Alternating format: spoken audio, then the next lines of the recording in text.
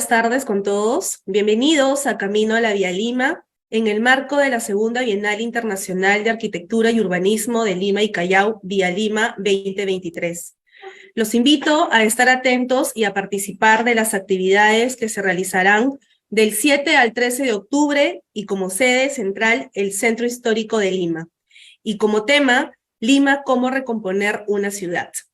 Hoy continuamos con las conferencias Camino a la Vía Lima, que reúne a oficinas latinoamericanas de arquitectura y urbanismo, quienes junto a arquitectos, urbanistas, estudiantes y jóvenes arquitectos realizarán propuestas para la ciudad de Lima y Callao. Un agradecimiento muy grande a todos los auspiciadores como Celima, Casinelli, Trébol y la Asociación de Empresas Inmobiliarias del Perú, ASI, y a todas las instituciones que nos apoyan a este magno evento. A nombre del arquitecto Jorge Ruiz de Somocurcio, presidente de la Vía Lima y decano del CAP Regional Lima, y de la arquitecta Liliana Collado, comisaria de la Vía Lima y directora regional de Economía y Finanzas, damos por aperturado el inicio de las ponencias Camino a la Vía Lima, con el tema de hoy, activación del espacio, y como invitados tenemos los estudios República Portátil de Chile, y Entre Nos Atelier Sur de Costa Rica, a quienes agradecemos su presencia el día de hoy. Iniciamos la ponencia con el primer estudio de arquitectura de República Portátil. República Portátil es un estudio colectivo de arte, diseño y arquitectura chileno, fundado en el 2003 por una comunidad de arquitectas y diseñadores que trabajan conjuntamente en el desarrollo teórico práctico de encargos complejos ligados a la arquitectura temporal. Dentro de sus proyectos construidos y en desarrollo se encuentran instalaciones de arte y pabellones de mediana y gran escala realizadas en países como Colombia, México y Chile. Su trabajo ha sido publicado en sitios web y revistas nacionales e internacionales como Ars Daily, Catálogo Diseño, entre otras. Sus proyectos han formado parte de la exhibición realizada durante la Bienal Arquitectura de Quito en el 2009, Valparaíso 2017, han participado como talleristas en la Bienal del 2021 en el eje Propuestas de Intervención en Espacio Público. Con ustedes, adelante el estudio República Portátil. Adelante, arquitectos. Muchas gracias, Ángela. Muchas gracias, Ángela. Vamos a... ¿Se escucha bien? Sí, se escucha perfecto. Ya, súper. Vamos a compartir la presentación. Adelante. Sí, vamos a ver.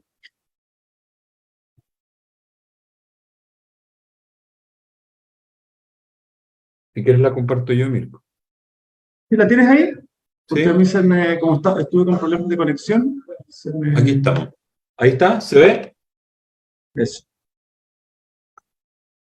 Perfecto. Sí, yo al menos la veo perfecto. Ya, empezamos entonces. Bueno, vamos a saludar a las presentes y a los presentes. Vamos a agradecer al comité organizador y, por supuesto, al Colegio de Arquitectos de Perú por invitarnos a este espacio para poder exponer la obra y trabajo de la Oficina República Portátil.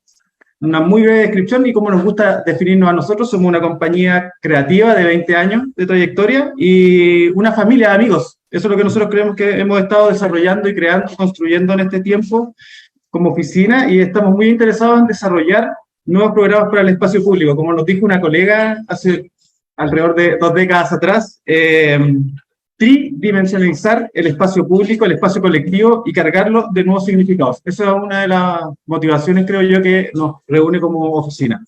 A modo introductorio, les puedo contar que vamos a revisar 16 proyectos o obras construidas a lo largo del periodo comprendido entre el 2023 y el 2012, y nuestra participación de manera telemática como talleristas en el Vía Lima 2021. Así que sin más preámbulos, vamos a pasar a la primera obra. Eso. La primera obra es del año 2023, con inauguración en el año 2023, y lo denominamos El Pueblito de Cosmito. Está ubicado en la ciudad, en la comuna de Penco, en Concepción, ciudad de Chile, y hay una cuestión que nos parece muy interesante de relevar en esta obra, es que hay una cooperativa de artesanos que funcionaba primero en las periferias de la ciudad de Concepción y Penco, entre las dos ciudades, y operaba de forma disgregada. pero es importante que la organización hace una colectividad y como colectividad se configura como una cooperativa y obtiene un comodato de un terreno.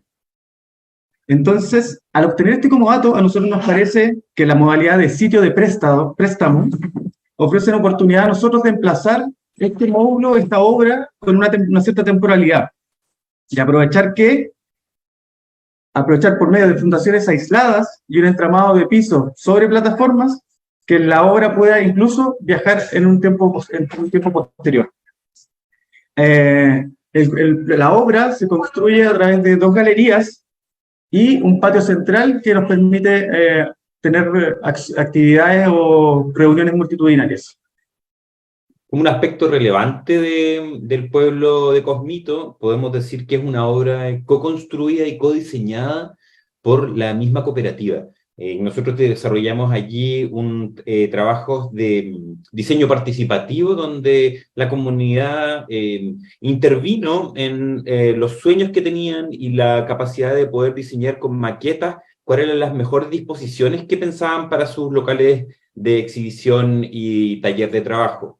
Uno de los elementos que nos pareció importante como para contar en esta presentación es que el desafío fue en estos talleres participativos desactivar el ideal que tenían muchos de los artesanos de concebir espacios de manera personal, de manera, digamos, particular, no mediando cuáles eran las relaciones que estos espacios producían entre ellas. Entonces, uno de los desafíos que tuvimos en este proceso fue lograr mezclar lo que era privado y personal con lo que era colectivo. Y esto llevó adelante un proceso de diseño y construcción, como ya dije, co-diseñado con esta misma comunidad, y como decía Mauricio, las fundaciones de este proyecto están separadas de las plataformas del edificio, por lo tanto el edificio puede migrar o se puede, digamos, transportar a otro lugar luego del vencimiento del comodato del terreno entregado por la municipalidad. Otro de los proyectos que hemos desarrollado de manera correlativa, ¿no? Desde el año 2022 fue este llamado que nos hicieron al taller social latinoamericano, donde se desarrolló el año pasado en la ciudad de Manizales, Colombia. Allí nosotros construimos junto con las comunidades del centro de la ciudad de Manizales 2 proyectos, y yo les voy a contar este que se llama Aula Apcumanday. Este programa congrega espacios de reuniones, un aula de enseñanza y aprendizaje y un lugar de encuentros comunitarios perimetralmente, un lugar de encuentro comunitario que se conforma perimetralmente por una banca y un fogón. Como modo de historia, nos parece importante recalcar que la Fundación Comunativa, la cual participó con nosotros en este proyecto, y tenía un dilema, ¿no? El centro de Colombia estaba arrasado por una erradicación de parte del Estado para de alguna manera construir un mejor espacio urbano. Esto produjo un desgarro del tejido social y un desgarro del tejido constructivo, lo cual hizo que Comunativa emergiera como una fundación que promueve la resistencia urbana de estos terrenos desocupados por la erradicación. Es importante, por ejemplo, aquí resaltar de la instalación realizada, ¿no? Su planta heptagonal y el trabajo propuesto por las organizaciones del TSL, junto con las oficinas colombianas de Convite y la arquitecta Lucía Garzón. Sí. Y algo que yo creo que hay que incluso reiterar es esta condición de estas fundaciones como unos motores culturales, unos motores de salvataje urbano, porque finalmente nos encontrábamos en una zona que era como una guerra, habían casas despedazadas, historias de familiares como desgarradoras, y esta comunativa, junto a los estudiantes de Latinoamérica en el TCL, junto a estas 2 oficinas colombianas, logran construir este espacio con un centro que es un fogón, con una banca perimetral que de alguna forma viene como a parchar, viene a reconstruir el tejido, y nos parece importante relevarlo, y sobre todo también esa conexión que tiene como con la naturaleza el lugar. En el siguiente proyecto, que también es parte del TSL 2022, trabajamos, en la otra diapositiva, trabajamos en el barrio Bajo Andes. El barrio Bajo Andes es una autoconstrucción en las quebradas de Manizales. ellos tienen una fundación, al igual que Comunativa, que va el barrio Bajo Andes, tienen una fundación que se llama Cultura Viva, con un personaje muy como característico que reúne a esa comunidad, un poco desplazada. Ellos, si bien ellos se autoconstruyeron en ese lugar, igual es un lugar de difícil acceso, ellos no tienen acceso vehicular, solamente se mueven a pie, y es fue un tema incluso para nosotros poder construir estos 3 módulos que se trabajaron a través de un sistema de escalería, 3 módulos que después fueron unidos a través de travesaños y diagonales, fundados sobre el sistema que se usa en la Guada, que es como rellenar el aguado por dentro con hormigón y dejar unos espárragos pasados sobre las fundaciones que van directo al terreno. Además, los 2 proyectos tienen una condición también importante, que logramos conectarlos al tendido eléctrico. Los 2 proyectos como espacios públicos, siendo espacios públicos recuperados, logramos también tener cierta conectividad y cierta autonomía en temas de recursos energéticos. Hay algo que Cultura Viva también nos enseñó, y creo que Comunativa, es la asociatividad, y es algo que la oficina creo que también ha trabajado desde unos inicios, la asociatividad y la transdisciplinaridad, poderla como poner como un motivo del trabajo.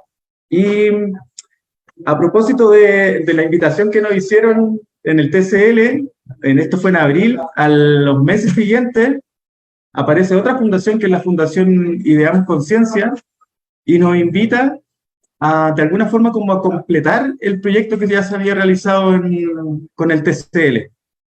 Nuevamente nos invitan junto incluso a las oficinas colombianas, que nosotros, al igual que el equipo que trabajó en el barrio Bajo Andes, trabajamos con oficinas colombianas, con la oficina Bicistema, y logramos poder volver a reactivar el espacio con un juego, un deslizadero hecho a partir de madera, fundaciones de hormigón, también con un sistema de fijaciones con pletinas metálicas que nos dio como esa seguridad también al juego, porque si hay algo que nos pudimos dar cuenta es la capacidad como energética que tiene la nación colombiana, que es muy, muy hermosa, y además algunas microarquitecturas que también pudimos complementar, y lo que quizás nosotros llevamos como propósito y que le quisimos como regalar también esta vez al primer encuentro de arquitectura social, fue llevar microarquitecturas, pero lograr que también nuestra arquitectura transitara hacia una arquitectura más relacional, que tuviera que ver más como con una arquitectura que lograra comunicar, y en ese sentido realizamos un taller de serigrafía, donde a través de unas derivas que hicimos con la comunidad, logramos como armar un collage. Ese collage fue después impreso en la serigrafía y logró transitar en distintos soportes, y ahí es donde a nosotros nos pareció súper interesante el taller que pudimos lograr. Más allá de lo físico, como la microarquitectura, bancas, casas para aves y el deslizadero, el refalín, como le decimos acá en Chile, logramos que esta como memoria de las personas, este collage sensitivo que logramos construir, quedara impreso en vestimentas como poleras o camisetas, y también después en afiches. Entonces, de alguna forma, como que esta arquitectura que estaba dibujada pudiese recorrer el territorio en distintos soportes.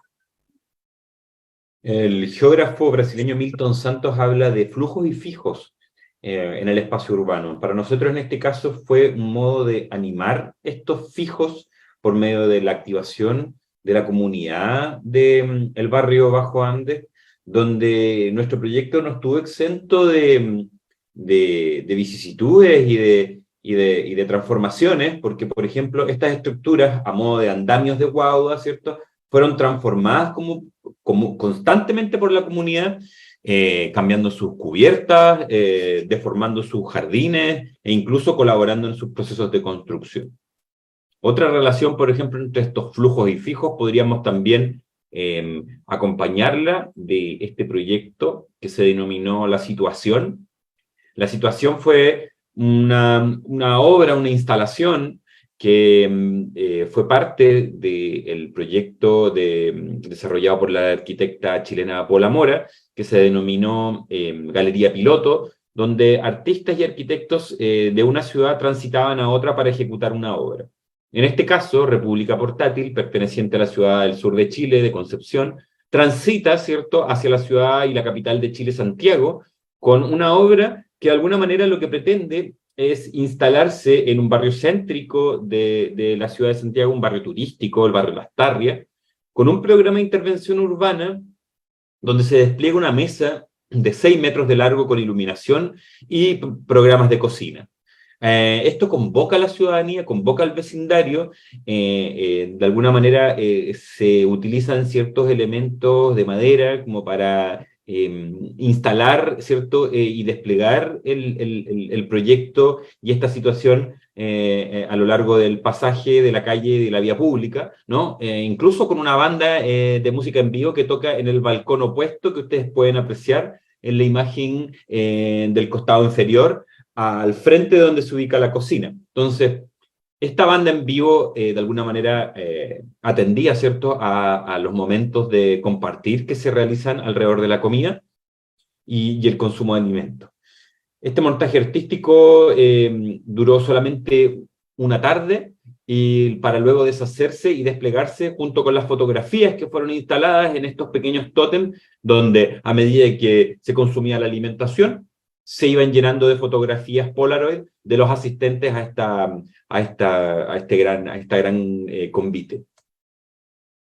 Sí, importante igual relevar una cuestión que creo que es parte del trabajo de la oficina, que siempre ha sido tergiversar de alguna forma el uso de la calle. Yo al principio hablaba de proponer nuevos programas para el espacio público. Acá es como evidente, una mesa es como si el comedor de una casa se desplegara en una calle. La calle como ese lugar, como esa parte del hogar que un poco a veces lo olvidamos. La ciudad es para los hombres, como decía nuestro colega Andrés Moreno, y no para los automóviles. Nosotros con esta obra creo que intentamos un poco darle ese cambio de uso a la calle e incluso traer a la memoria de las personas, como esa memoria incluso instantánea de la foto Polaroid, también usarla como la calle como un lugar de exhibición, la calle como una parte más de una casa, por ejemplo, como esa mesa que se despliega como un gran comedor. En la siguiente obra, que ya es nuestra sexta obra, es el Foro Ciudadano Antelia, construido el año 2019 en la ciudad de Chihuahua, en México, y es una invitación con donde nos convoca el Instituto ISAD a un taller del desierto. Para la ocasión se desarrolla una plaza céntrica, en una plaza céntrica de la ciudad, un gran sombrerero colectivo donde se asocian a grupos de vendedores ambulantes y músicos del sector para programar el espacio. De ello surgen encuentros musicales, obras de teatro, de baile abierto al público. La obra es una planta circular con unas cerchas verticales compuestas que, como decía también al principio, tridimensionaliza la plaza. Nosotros creemos que esta como descubrimiento que nosotros le hemos dado al espacio colectivo tiene de alguna forma una línea de continua en nuestro trabajo. Yo creo que este proyecto tiene un valor que es un proyecto construido por estudiantes que junto con la elaboración de la estructura también trabajaron en la activación de lo que significó los eventos posteriores de la inauguración. El grupo de estudiantes de diseño y arquitectura elaboró un proyecto de relación con el vecindario, con la gente que mora en la calle. La ciudad de Chihuahua tiene una particularidad que posee un centro extremadamente comercial y muy poco residencial, por lo tanto las horas donde el comercio cierra, la ciudad queda como un laberinto en donde solamente habitan y moran en él comunidades que se dedican a bailar. Para nosotros eso fue un elemento tremendamente importante y con ello articulamos tanto a músicos como ilustradores de zapatos, vendedores ambulantes, que durante el tiempo que duró el montaje del Foro Ciudadano Antelia, participaron en bailes, obras de teatro y actividades culturales. Este proyecto es un proyecto pequeño, se denomina Señales en un paisaje moderno. Es una obra realizada el año 2018 en la ciudad de Chillán,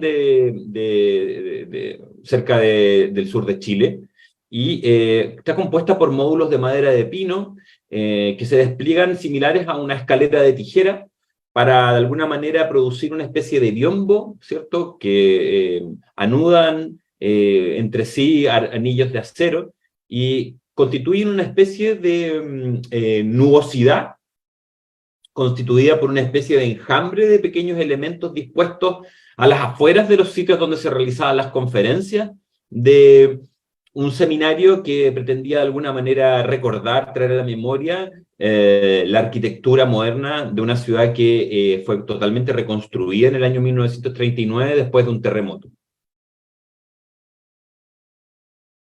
Creo que relevar como la unidad y lo que hace el enjambre. Creo que aquí hay una cuestión que nos parece tremendamente importante, es entender que hay partes de, y también hay un todo, y al unirnos creamos ciertas situaciones. Lo interesante es que estuvo 3 días y transitó durante 3 días a distintos edificios, porque la portabilidad que tenían los elementos permitía que incluso una pura persona pudiese llevar al menos la estructura base.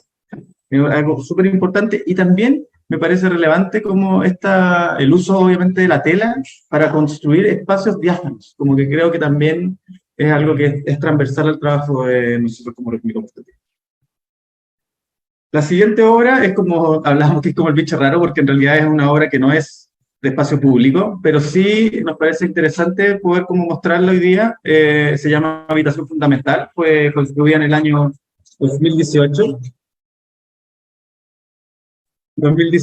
y se encuentra en la localidad de Curanipe, en la 7ª región acá en Chile. Es un mini lodge de hospedaje playero.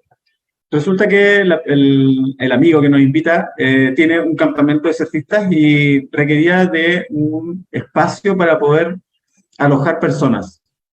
El edificio, la obra, ocupa una técnica japonesa de madera quemada, el yakizuki, y que nos ha dado, creo que, muy buenos resultados con el clima que tiene este lugar, un clima muy de brisa marina. Entonces la técnica nos permitió darle incluso calidad como estructural, pero también una zona de confort, porque el sistema de tabiques que tiene la habitación fundamental es importante también, es una aislación de 100 milímetros, 10 centímetros, a través del poliéster, además de tela y madera, que nos permitió como aclimatar el mini lodge.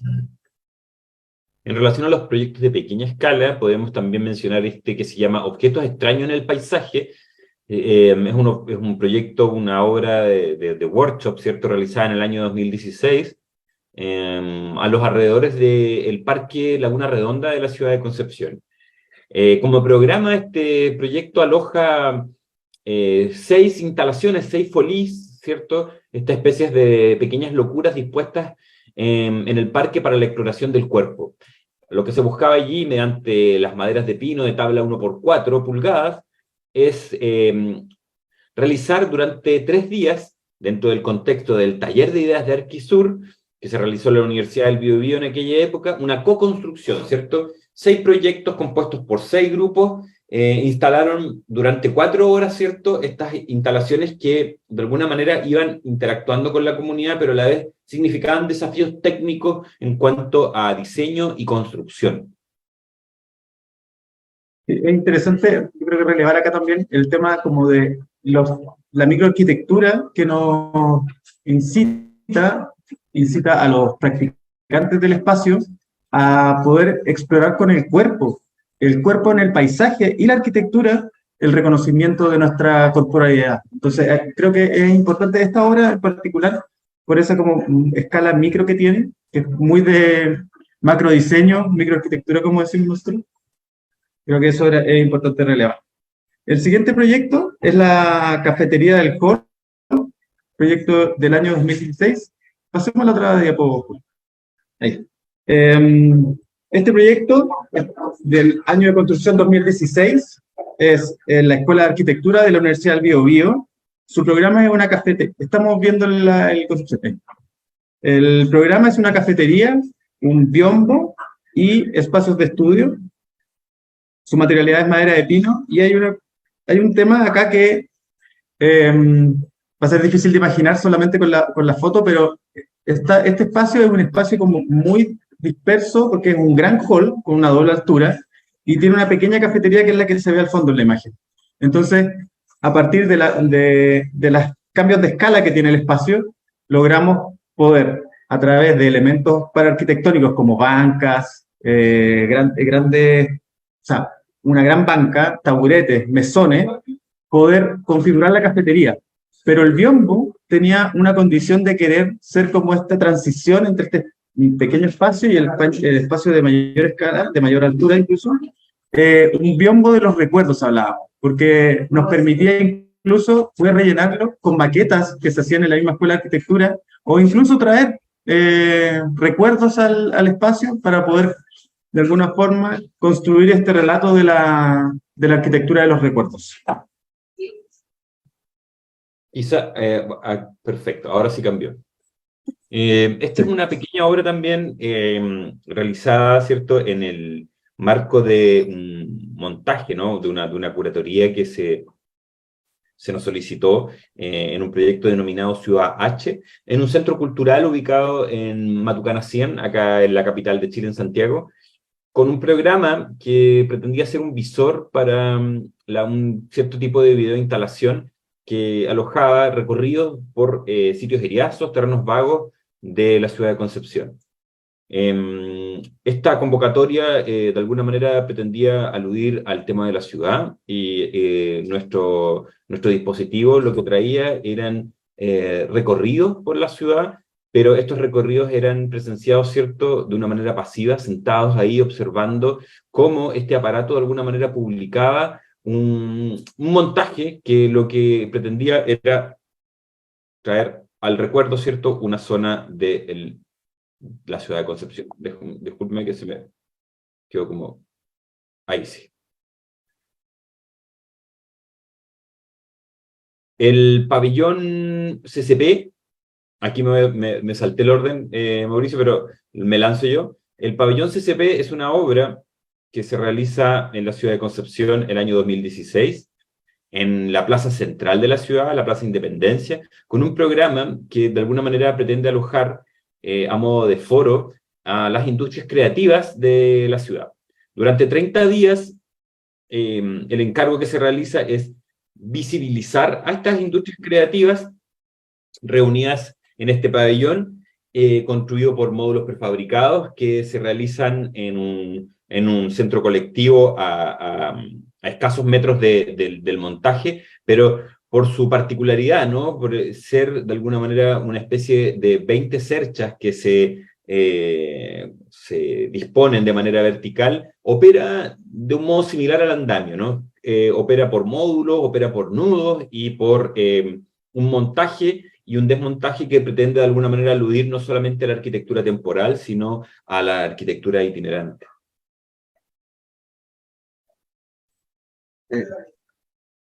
Pasemos al otro, a la habitación fundamental. Recuerdo que mostramos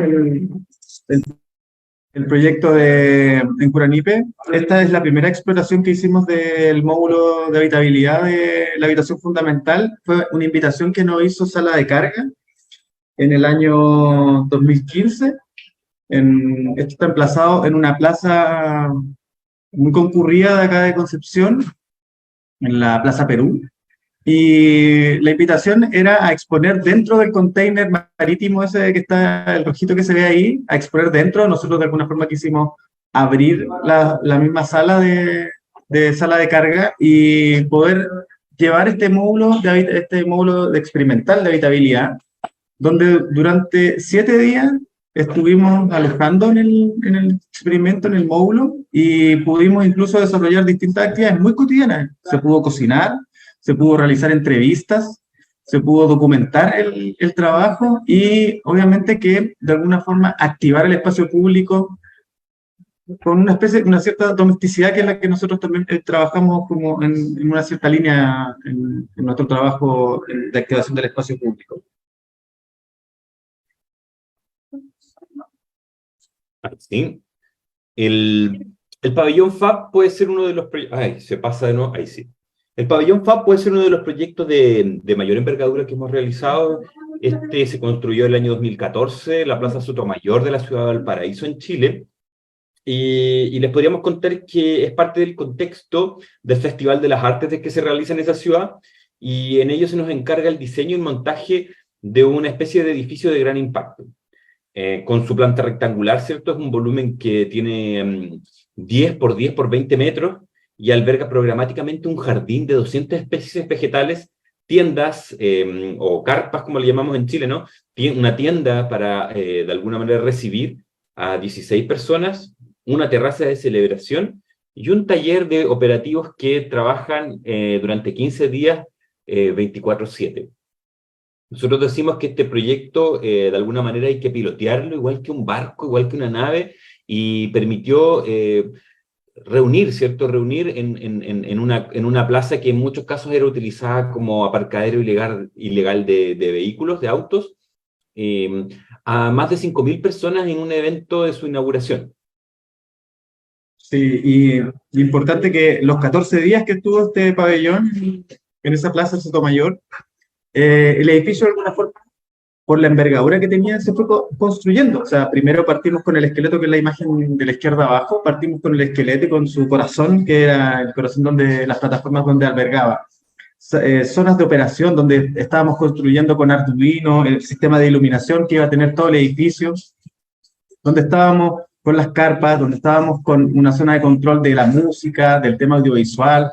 Entonces, en la medida que después lo fuimos vistiendo con tela, fueron ocurriendo también acciones que eran propias del festival, que el festival que duraba 14 días tuvo que ir alojando ciertas cuestiones. Tocó un músico acá de Chile, Carlos Cabeza, en una gran inauguración del festival, y así fueron ocurriendo distintos. En el primer nivel hicimos unos talleres de volantines, fue también pasó una comparsa de gitanos, me acuerdo un día, que fue también súper interesante, como realmente activar el espacio público, independiente de la envergadura del edificio, la programación que se le dio, también es una cuestión que nosotros consideramos compatible en esta Vía Lima 2023. El siguiente proyecto es un pabellón, el pabellón difuso, construido en el año 2013, acá en Concepción igual. Lo interesante de este pabellón es que en planta, es una planta cuadrada, que tiene un recorrido laberíntico para llegar al centro, a una zona de un jardín que permitía una especie de zona de remanso para quienes habían recorrido el laberinto. Una cuestión interesante es que los elementos verticales que configuran el espacio nuevamente diáfanamente construyen un espacio.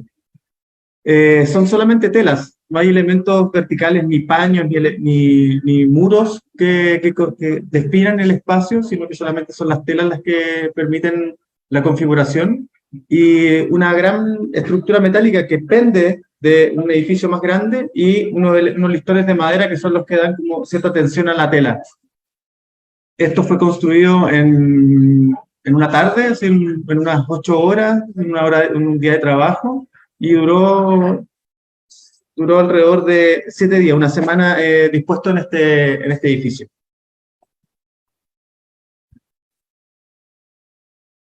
Ahora sí, uno de los proyectos que le tenemos mucho cariño, ¿cierto? Es este pabellón deshabitado, construido en el año 2012, y en una plaza que de alguna manera recuerda a un militar asesinado, ¿cierto? Un militar leal a la Constitución asesinado en dictadura, René Schneider, en la ciudad de Concepción.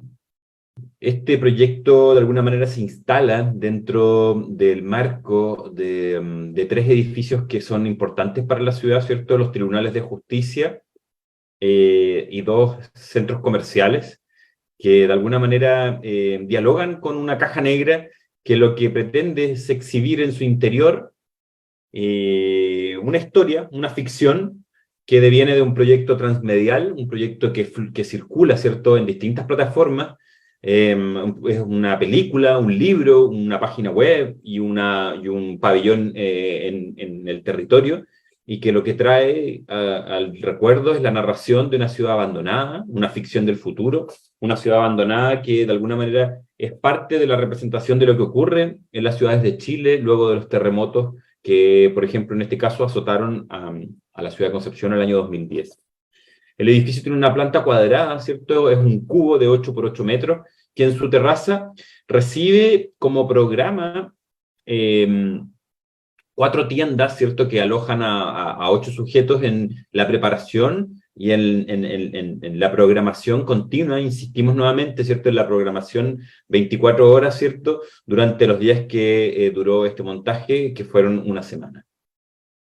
Sí, importante igual, yo creo que recalcar el tema de esta obra como transmedial. El pabellón de alguna forma después viajó en postales, viajó en un sitio web, viajó en un libro que salió también en el cómic, e incluso toda esta estructura de andamio que configuró el primer pabellón difuso, después reconfiguró una galería en un espacio que en Concepción se llama el Espacio Balmaceda, Arte Joven, y el pabellón, que era de planta cuadrada, después se transformó en un nuevo pabellón que ahora era la exposición de todo el arte que se realizó para poder hacer el film de la obra deshabitada.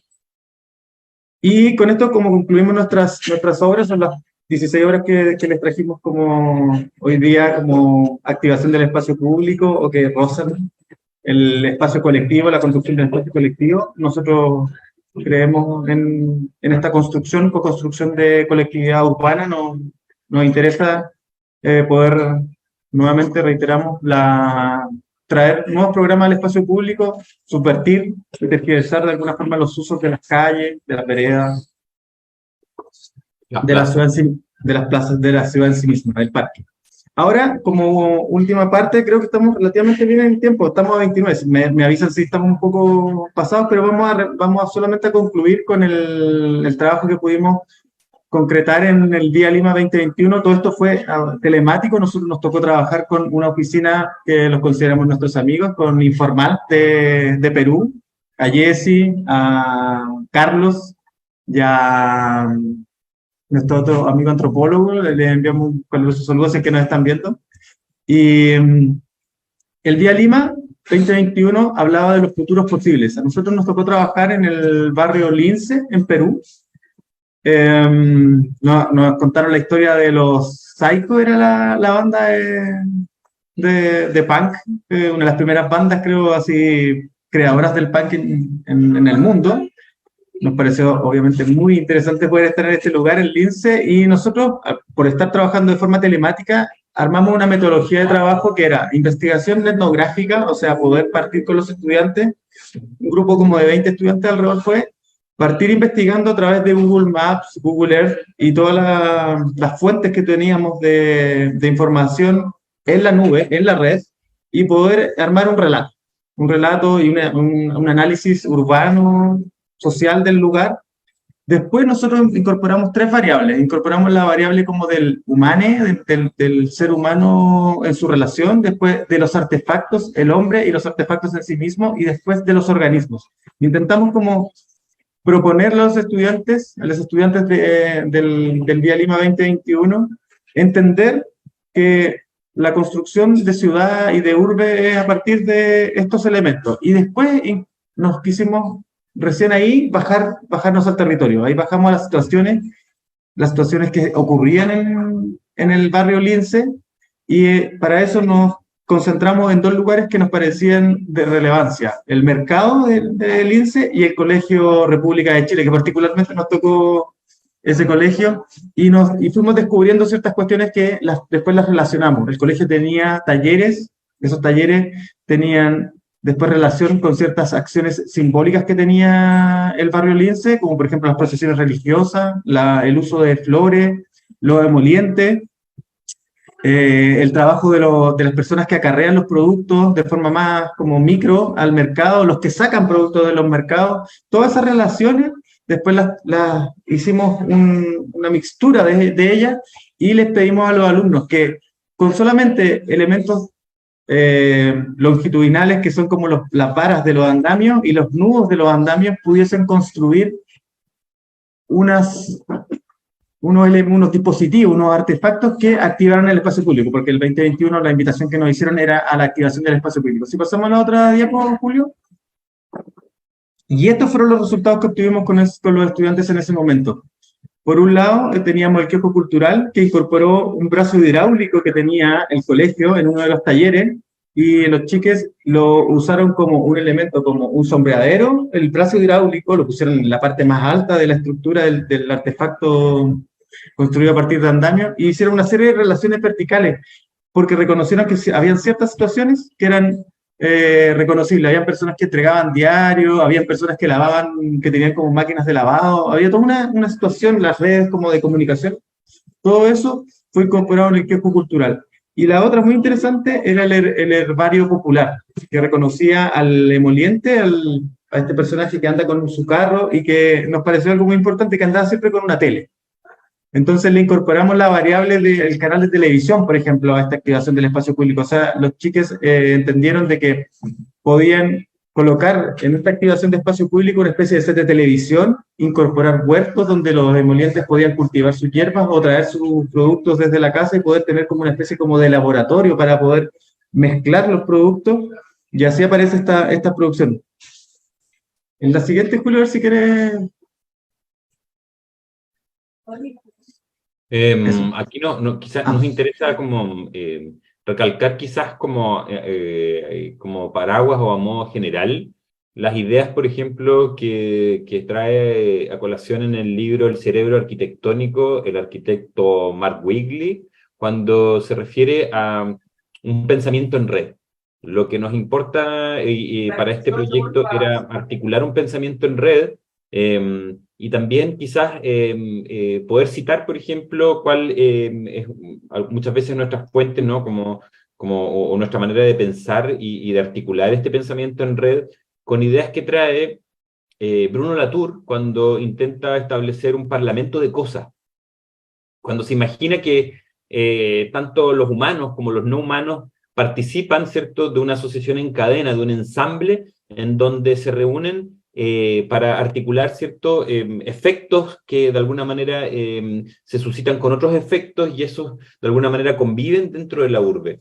Estos proyectos pueden parecer proyectos desordenados, proyectos que explotan, ¿no? Gráficamente y que desbordan actividades que muchas veces están nada más que sostenidas por un esqueleto, una especie como de radiografía de arquitectura más que una arquitectura, un andamiaje que sostiene una serie de artefactos que son proyecciones, son órganos humanos que, por ejemplo, en el caso de la televisión, ¿cierto?, son los órganos de la vista y de la audición. En el caso del brazo robot, ¿cierto?, de alguna manera proyectan cuáles son las actividades que podría hacer un gran brazo articulado de manera artificial, y con ello los proyectos se convierten en unas especies de prótesis urbanas más que en cajas cerradas, ¿no? Nuestra intención aquí era trabajar en el centro de la ciudad, no con contenedores, sino que con elementos que estaban abiertos y articulados en red.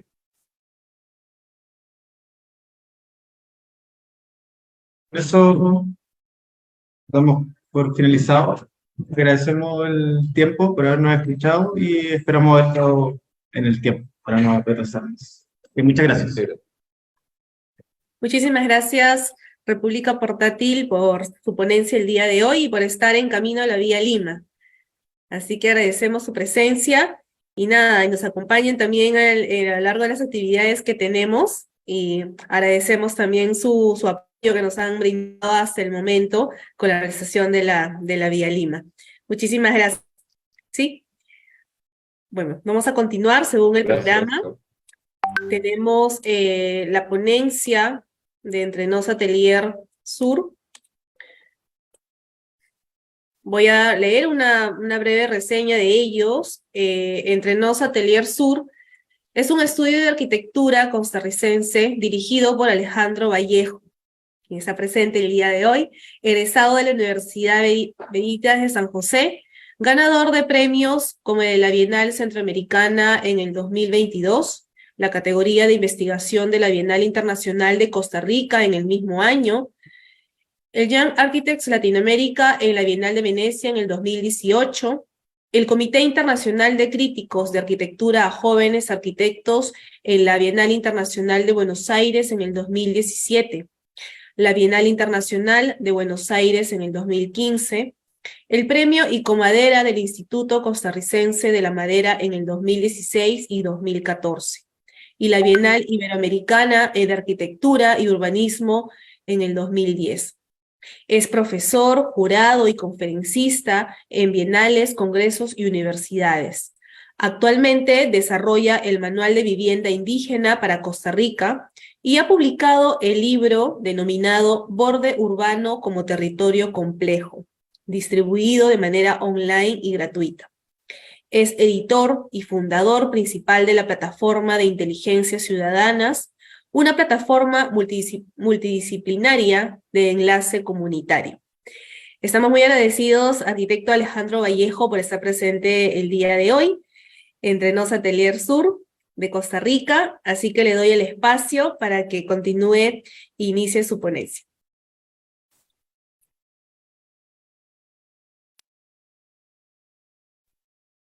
Buenas, ¿cómo están? Buenas tardes. Un gusto saludarlos. Hola Ángela, ¿qué tal?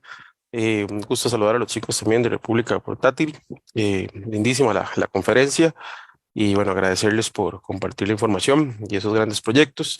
Y un saludo a todos los que están ahorita conectados y que están siendo parte de este camino a la Bienal. Un placer para mí poder compartir un poquito de lo que hacemos. Y bueno, voy a compartir pantalla y me indican si todo está bien. Perfecto. Vamos a ver.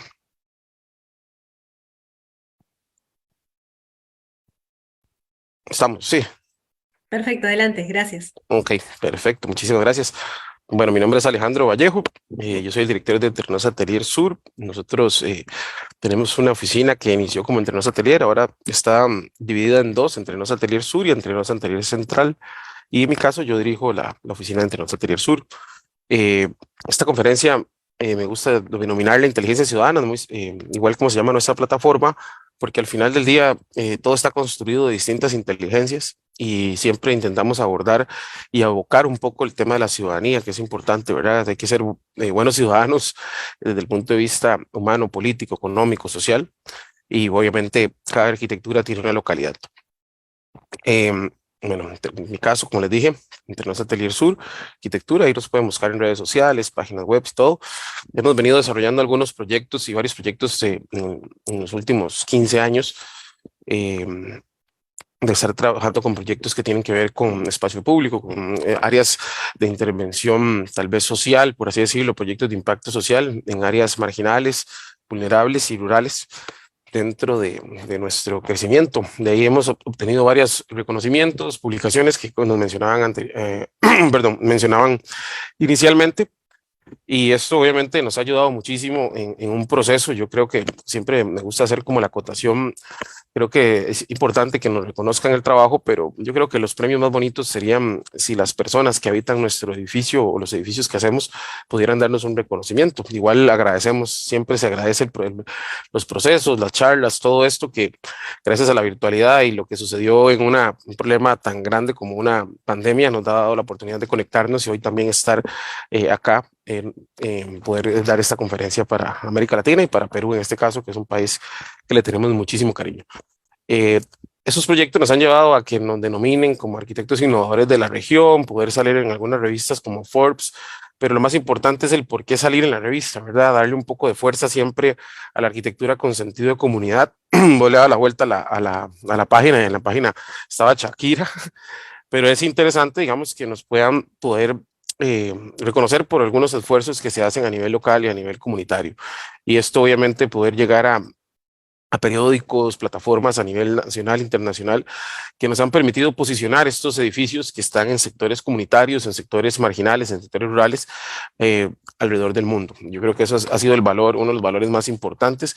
¿Para qué reconocer estos edificios? Para poder reconocer el esfuerzo de las personas que habitan en ellos, que todos los días están presentes y son los que le dan vida y le dan mantenimiento a estos procesos. Entonces, ¿por qué inteligencias ciudadanas? Porque todos estamos desarrollados de una inteligencia, todos estamos desarrollados de un saber, sea empírico o sea profesional, tiene un valor igual en el territorio. Hay un intercambio de esos valores y de esas inteligencias dentro del territorio y por eso es que es importante compartirlas. Es un ganar-ganar. Nuestra plataforma Inteligencias Ciudadanas que tiene un desarrollo en la Universidad del Desarrollo, donde en Chile, que por cierto los colegas creo que eran chilenos, y hemos estado trabajando en conjunto con algunos cursos, enseñándole a los universitarios cómo desarrollar procesos participativos, virtuales, y que también los puedan desarrollar de manera física, porque obviamente esta agenda se abrió, fue muy interesante porque siempre los hemos desarrollado de forma física y la pandemia nos ayudó a replantearnos, ¿verdad?, cómo poder desarrollar otros procesos a nivel virtual. Sí, tiene mucho valor, obviamente, la presencialidad, pero en algunas ocasiones la virtualidad puede ayudar muchísimo. Entonces, bueno, lo que es Inteligencia Ciudadana realmente es un espacio, es una plataforma de co-creación, intercambio de conocimiento en diversos temas de interés cívico, comunal, un espacio para la integración y la construcción de ideas, programas y proyectos del bien común, para sensibilizar, gestionar, asesorar, planificar y co-crear y ejecutar alternativas para el mejoramiento de la calidad de vida. Es una plataforma que lo que hace es abrir a las comunidades, a los grupos comunitarios, a las juntas de barrio, que puedan acercarse y nosotros ayudarles con sus procesos de participación en muchos que no, a veces no, hay muchos recursos en el Estado y lastimosamente a veces no saben cómo usar esos recursos. Y ahí hay un montón de oficinas, entidades que nos están dando apoyo y muchas personas que también están vinculadas a la red, ¿verdad? Como varias parte del equipo, Esteban Darce, Carolina Pizarro, Ana María Valenzuela, Maricruz Blanco, Alejandro Hayek, Carolina Mora. Es importante el tema de la transferencia de conocimiento, ¿verdad? Lo que estaba mencionando, ese intercambio de esta relación tecnológico-artesanal, ¿verdad? En muchos casos, de ese valor empírico, profesional, de estas inteligencias locales, esos procesos ancestrales, muchas veces esa memoria que es importante, y nosotros poder tomar esa información y generar esa asesoría técnica.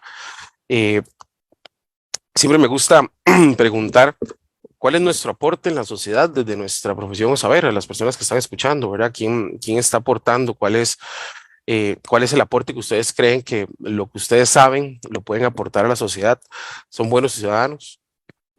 Mejoramos nuestro entorno desde nuestras trincheras, o sea, desde lo que estamos haciendo estamos mejorando nuestro entorno. Yo a veces le pregunto en algunos paneles o en clases o a los estudiantes si en la pandemia pudieron colaborar con su vecino, con su vecina, con la persona que vive a la par de la casa o encima de su casa, si pudieron perfectamente colaborar en esos procesos, ¿verdad?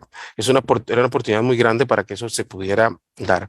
Somos colaborativos en nuestros procesos, ¿verdad? Estamos colaborando realmente en nuestros procesos, estamos vinculando a otros actores, estamos vinculando a otras personas, otros saberes que son importantes en esos procesos que nos queremos desarrollar. Y lo más importante de eso es que si realmente podemos ser herramientas útiles para la sociedad, o sea, realmente podemos ser esas herramientas que logren generar un cambio, que logren colaborar en un proceso, colaborar en el mejoramiento de la calidad de vida de alguien.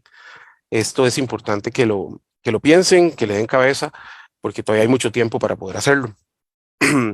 Costa Rica, ¿verdad? Guatemala, Brasil, Argentina, Perú, ¿qué más Perú, ¿verdad? Que tiene tantas cosas y tantas atracciones a nivel histórico, turístico. Somos países que tienen cosas bellísimas, ¿verdad?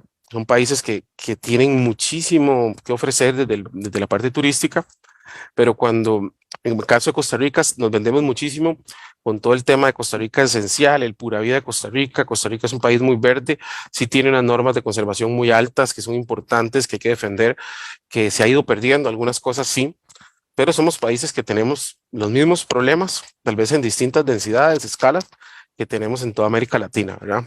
Costa Rica la carpio, la limonada en Guatemala, Rosiña en Brasil, la Villa 31 en Argentina.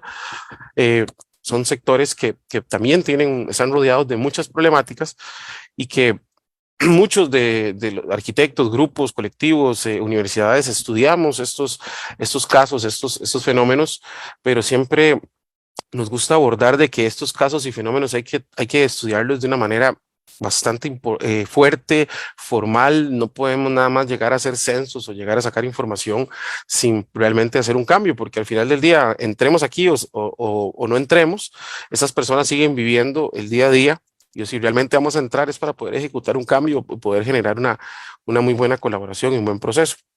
Nosotros tenemos dos proyectos, ¿verdad? Proyectos que nos dan de comer y proyectos que no, ¿verdad? Creo que hay proyectos que no nos dan de comer, que muchas veces son los más satisfactorios, son los proyectos que realmente generan muchísimo, pero hay que buscar también esas posibilidades de cómo hay proyectos que pueden patrocinar otros proyectos. Puede haber una estrategia, una metodología de proyectos que pueden perfectamente patrocinar a otros y poder patrocinar proyectos que jamás pensaron que iban a ser patrocinados o personas que jamás de repente pensaron en que se pudieran abordar desde el punto de vista arquitectónico, formal, participativo, y que yo creo que esto lo hace posible. Entonces uno tiene esos proyectos que nos dan de comer, los que no, ¿verdad? En nuestro caso siempre somos personas que nacimos en clase media, en el barrio. Yo soy una persona de barrio que realmente me desarrollé en el barrio, entendía muchas cosas del barrio y por eso me encanta estudiar el barrio. Pero cuando empezamos a estudiar, a mí me interesaban muchísimo muchos procesos que tienen que ver obviamente con todos esos desarrollos, ¿verdad? Y esas espontaneidades que nos generan los barrios dentro y fuera de nuestro país. Entonces, de ahí se empiezan a tocar muchas puertas que tienen que tocarse con instituciones, con universidades, con muchas personas para decirles tómenos en cuenta. Y eso nos da la posibilidad, obviamente, de empezar a generar un expertise dentro de nuestros procesos, ¿verdad? Y esos procesos, en mi caso, en el de Mike, son procesos que nos permiten, obviamente, desarrollar un proyecto, un ideario que nos da la posibilidad de generar un criterio, una reflexión y poder generar consultoría a través de eso. Esos procesos, esos proyectos van creciendo. A la fecha hay algunos también, pero hay un momento que esos proyectos se unen, ¿verdad? Los proyectos remunerados empiezan un poquito más pequeños, se empiezan a hacer proyectos pequeñitos que empiezan a crecer en el tiempo, que empiezan a desarrollarse, que a veces se apagan, a veces se encienden, y así el resto de nuestros días, ¿verdad? Pero que nos dan la oportunidad de generar esa expertise, de crecer y que hay un momento que ya podemos perfectamente hacer una reflexión muy fuerte sobre lo que estamos haciendo, sobre lo que realmente nos interesa, sobre estos modelos participativos, sobre el trabajo de campo en el sectores vulnerables, sectores rurales, y esto nos permite obviamente ir generando esa expertise y que obviamente el gobierno nos tome en cuenta para muchas cosas y poder al final generar una red que es lo más importante dentro de nuestra cartera, nuestras redes académicas, de clientes, de sponsors, ¿verdad? Que nos permite obviamente desarrollar lo que hacemos. Este proyecto nace con un proyecto muy bonito como este, que es una investigación, este libro que tiene Laura Chinchilla, que era la primera presidenta de nuestro país en ese año, en el año 2010.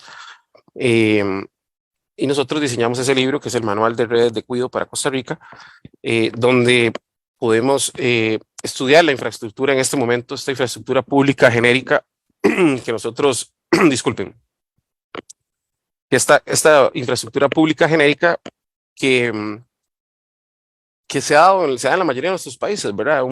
Es una infraestructura, nosotros le decimos machotera, ¿verdad? Que se replica por todo el país, no le interesa su clima, no le interesa su condición, su cosmovisión, no le interesan muchos factores. Y que esto que están viendo en pantalla es una infraestructura de salud dentro de nuestro país, que es un EVAIS, es como una clínica pública, y que después estas clínicas públicas las tomaron y se convirtieron en centros de cuidado para Costa Rica. Es una infraestructura sin contexto que la cambian de posición y le cambian el color nada más. Entonces, de ahí empezamos a hacer una investigación sobre estos centros, ¿verdad? Para ver cuáles estaban con casos de estudio de éxito y cuáles no. Cuál era el valor normativo de nuestro país, que también sabemos que todos nuestros países tienen un valor normativo, hay normas que rigen, otras no, otras van encima de otras. Podríamos también analizar la parte bioclimática de los edificios, dentro de los distintos climas que tiene nuestro entorno, nuestro país, y una parte muy importante que es las cualidades de esos espacios a nivel de color, a nivel de mobiliario, a nivel de recorridos, a nivel de situaciones espaciales, ¿verdad? No se pueden colocar colores muy pasteles cuando estás trabajando con niños porque se te duerme, o colores muy chillones porque si no se te vuelve más dinámico el salón de clase. Y ahí empezamos a desarrollar algunos edificios como el Secu de Nicoya, que tenían algunas características diferentes. Le dijimos al Estado, ok, usted tiene plata para hacer esos edificios que acaban de ver, denos ese mismo dinero y nosotros buscamos una resolución diferente. Y ahí empezamos a crear estos edificios que ven que si tienen unos agujeros donde entra el aire, entra la luz de una manera diferente, empiezan a obtener color. Los edificios empiezan a tener una segunda planta, que es una planta multiuso, pero a la misma vez es una planta para generar confort térmico, donde esta cubierta perfectamente baña el edificio, lo protege y nos permite tener una situación en un segundo nivel que nos da la posibilidad de extender la vida de los edificios. ¿Por qué? Porque pasaba que la mayoría de estos edificios que tienen un nivel, que tienen una situación nada más, son proyectos públicos que solo duran 8 horas abiertos, 8 horas al día abiertos, y si extendíamos tener un espacio extra, un espacio más comunitario, perfectamente le podríamos extender la vida del uso al edificio y poder abrir este edificio 20 horas al día, con actividades comunitarias que ojalá la mayoría fueran socioproductivas, como poder generar 15 años, generar ventas de comida, generar otro tipo de cosas, que la misma comunidad pueda recolectar dinero y esas estructuras comunitarias perfectamente se puedan mantener el tiempo y puedan mantener el inmueble, que es lo más importante.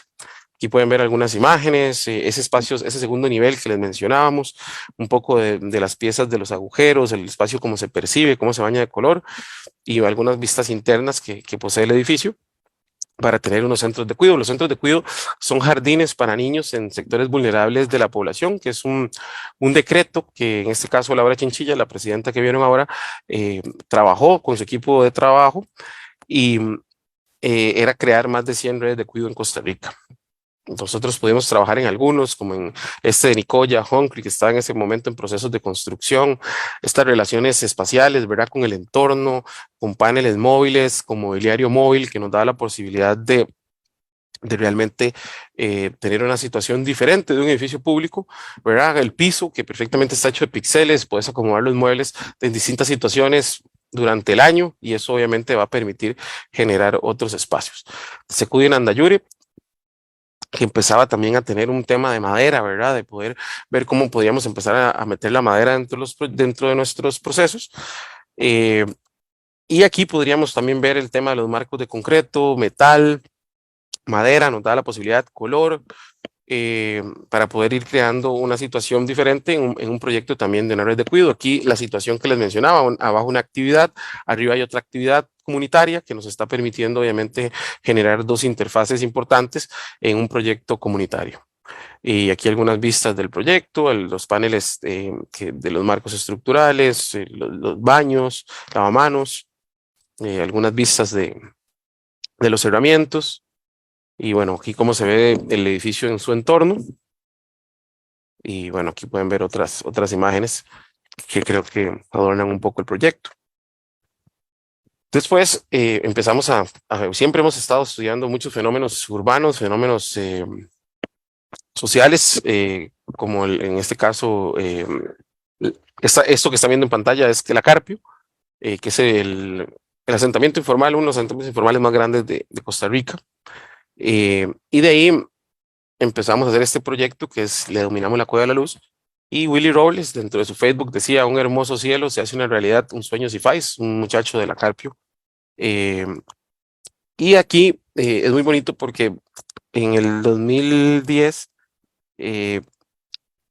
conocemos a Marisestela Fernández, que es la señora que está con el pelito canoso, y también conocemos a Alicia Vilés.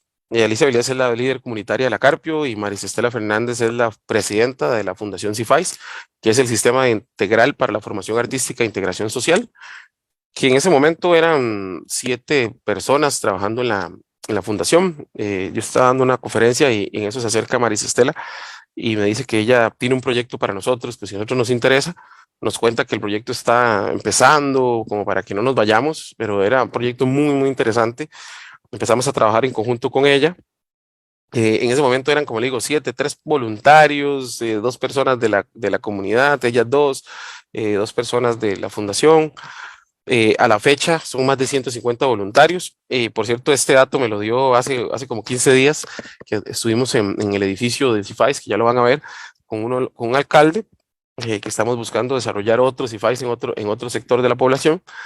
Y ella me lo dijo que nosotros siempre teníamos el dato que eran más o menos más de 1000 niños que atendía, y me dice que ya son 3200 niños que se atienden al año.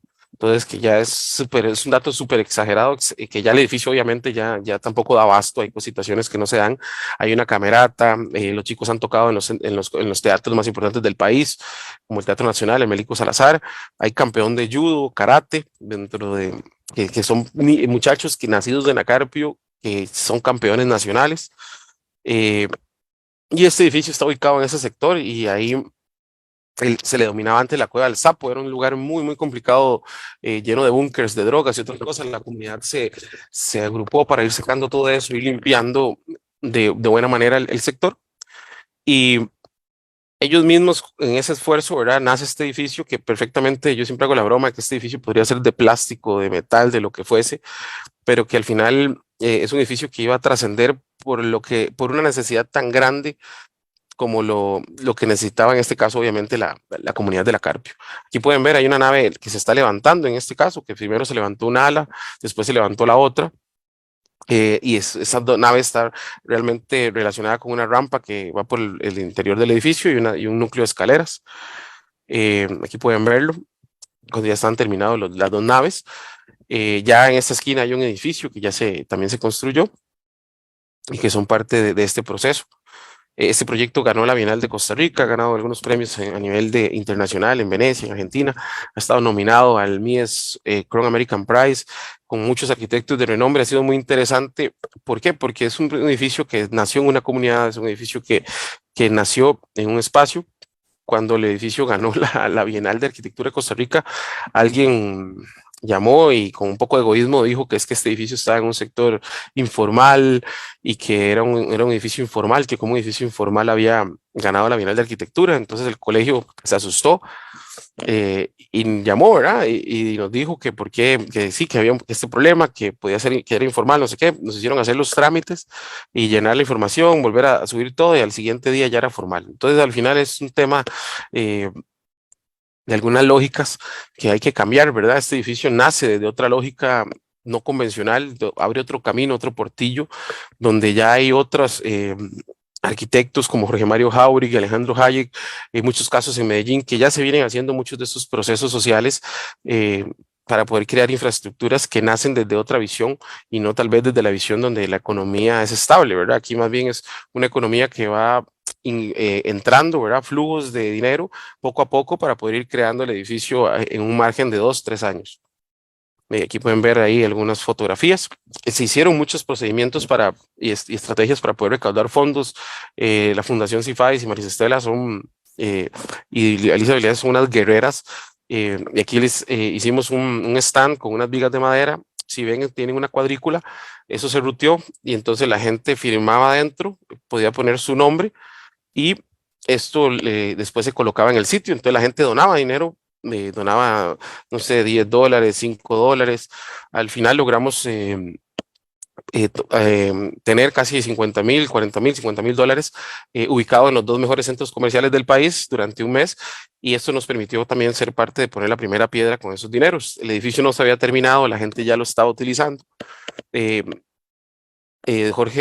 Tomás de Camino Beck está acá. Él en ese momento trabajaba para la Universidad Veritas, había un mini Fab Lab, que ahora ya hay un Fab Lab, una donación de más de $150,000 con máquinas 3D, corte láser, que ya los chicos se capacitan, venden un montón de productos que están ya hechos, destinados para poder ir generando fondos dentro del proyecto, ¿verdad? Entonces ha sido muy, muy, muy potente, digamos, lo que ha sucedido, clases de breakdance, clases de música, bandas que vienen, ya se hacen, los chicos hacen su banda, vienen a ensayar, eh, judo, karate, ¿verdad? Como les mencioné, y aquí, bueno, aquí está el edificio que ya empieza a tener una cara diferente dentro del sector, ¿verdad? Un edificio de madera laminada estructural, que ya viene obviamente acabada, viene tratada para la intemperie, es tecnología de punta, ¿verdad? Ya muchos países están optando por construcción en madera y esto es muy bonito porque es un edificio que está en un sector marginal, ¿verdad? De la población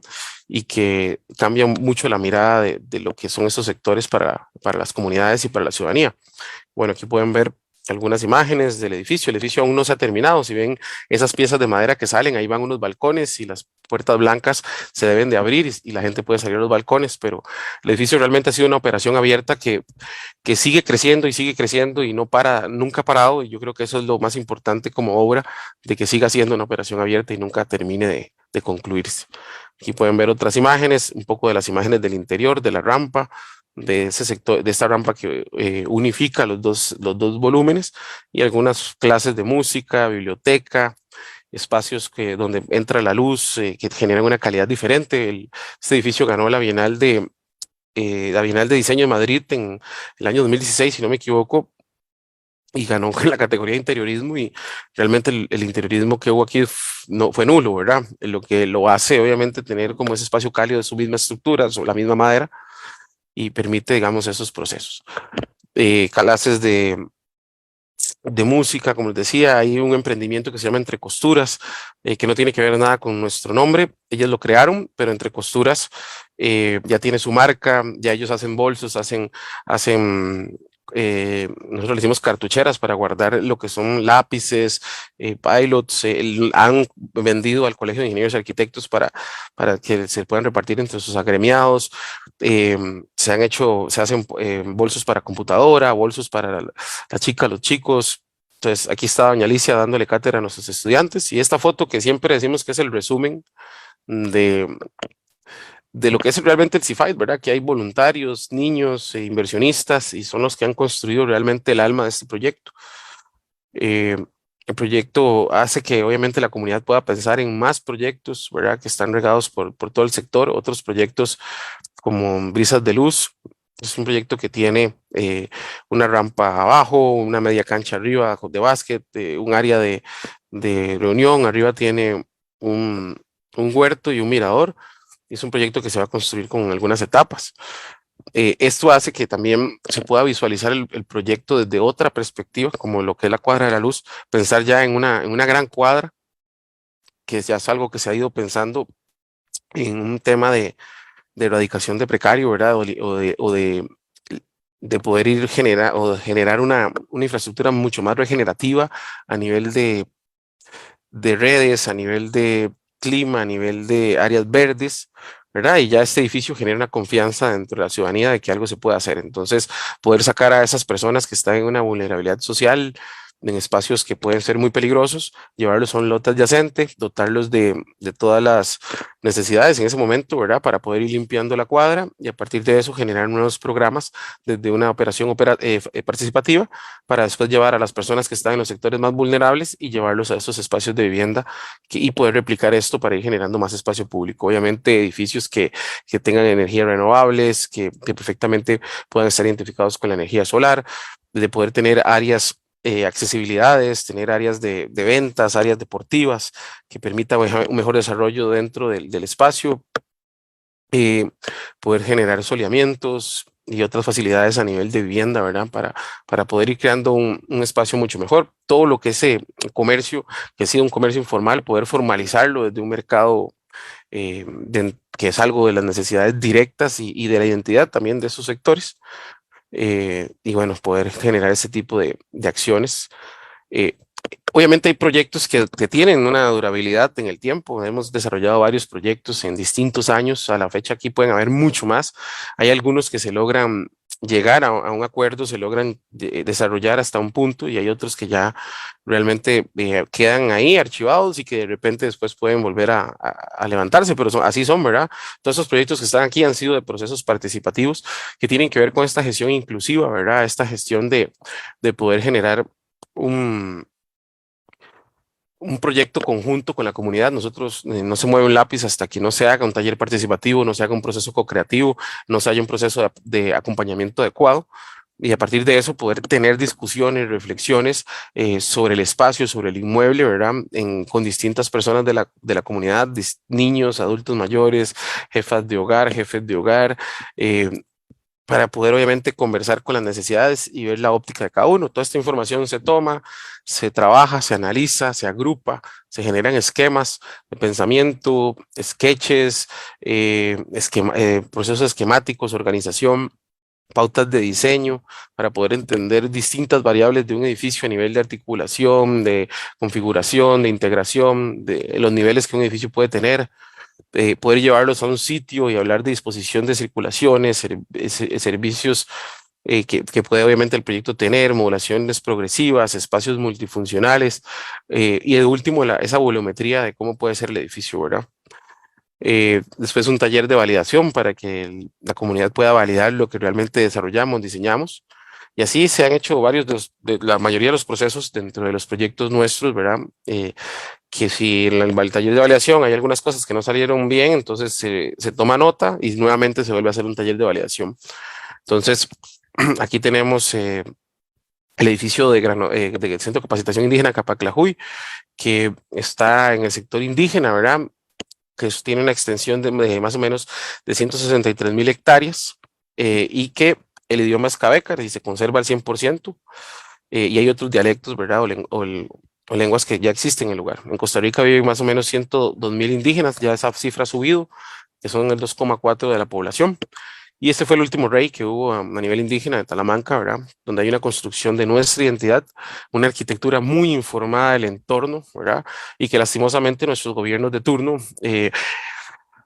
dan los sistemas que tal vez no son los más favorables, ¿verdad? Y que después creen que por pasarlos en madera ya todo está correcto y empiezan a suceder este tipo de situaciones, esta realidad nacional, ¿verdad? Donde no hay entendimiento del contexto, donde la comunidad indígena termina haciendo su ranchito porque las condiciones climáticas, de cosmovisión, de la relación con el entorno son más adecuadas y nadie ha logrado tener esa lectura. Por eso es que estamos desarrollando este libro en conjunto con el arquitecto Esteban Darce y la Comisión Nacional de Asuntos Indígenas para poder crear un documento que sea un documento eh, de defensa para las comunidades, para que no entre cualquier inmobiliaria, cualquier cooperativa a hacer lo que quiera, ¿verdad? Y ojalá pare de suceder esto y se haga arquitectura más informada a la realidad de ellos y a la realidad de sus entornos, porque si no empezamos a tener ese tipo de hibridaciones que lastimosamente ellos les dan una vivienda, ellos construyen el rancho a la par y la vivienda la toman para que ahí vivan los animales y ellos se pasan a vivir al rancho